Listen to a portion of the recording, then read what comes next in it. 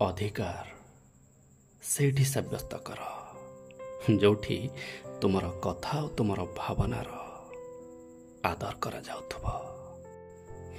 କେବଳ ଖାଲି କଥା କହିଲେ ହୁଏନି, ଚିନ୍ତା କରିବାରେ ଜଣାପଡ଼ିଥାଏ ଏଠି ନିଜର କିଏ।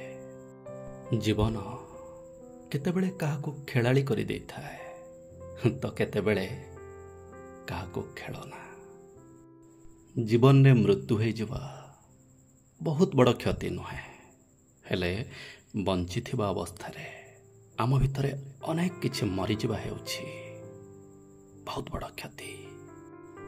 ଗୋଟେ ଦିନ ମୋତେ ତୁମେ ନିଶ୍ଚୟ ଖୋଜିବ ସରି କହିବା ପାଇଁ, ହେଲେ ବିଶ୍ୱାସ କର ସେତେବେଳକୁ ଅନେକ ବିଳମ୍ବ ହୋଇସାରିଥିବ।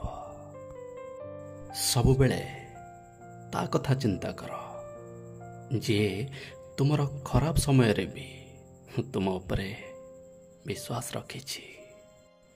ମଣିଷକୁ ଯଦି କୌଣସି କଥା ଭିତରୁ ଖାଇକି ଶେଷ କରିଦିଏ, ତେବେ ସେ ହେଉଛି ତାର ଏକାକିତ୍ୱ।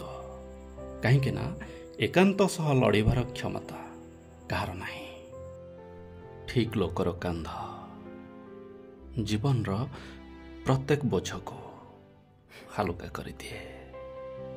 ଯାହାକୁ ଯାହା କହିବାର ଅଛି ତାକୁ କହିବାକୁ ଦିଅ, କାହିଁକି ନା ତୁମର କାହାଣୀ କେବଳ ତୁମେ ହିଁ ଜାଣିଛ। ଜୀବନ ବଞ୍ଚିବା ପାଇଁ ବାସ୍ ସେମିତିକା ମଣିଷ ଦରକାର ଯିଏ ତୁମଠାରୁ ଅଧିକ ତୁମର ହୋଇଥିବ।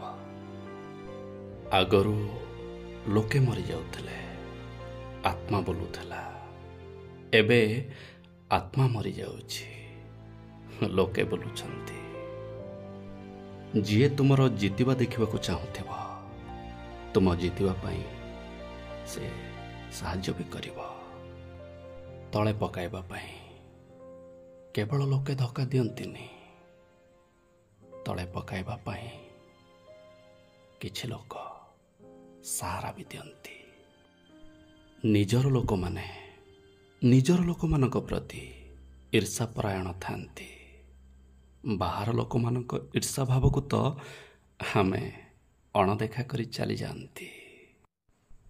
ଜୀବନର ପରୀକ୍ଷା କେବେ ଶେଷ ହୋଇନଥାଏ।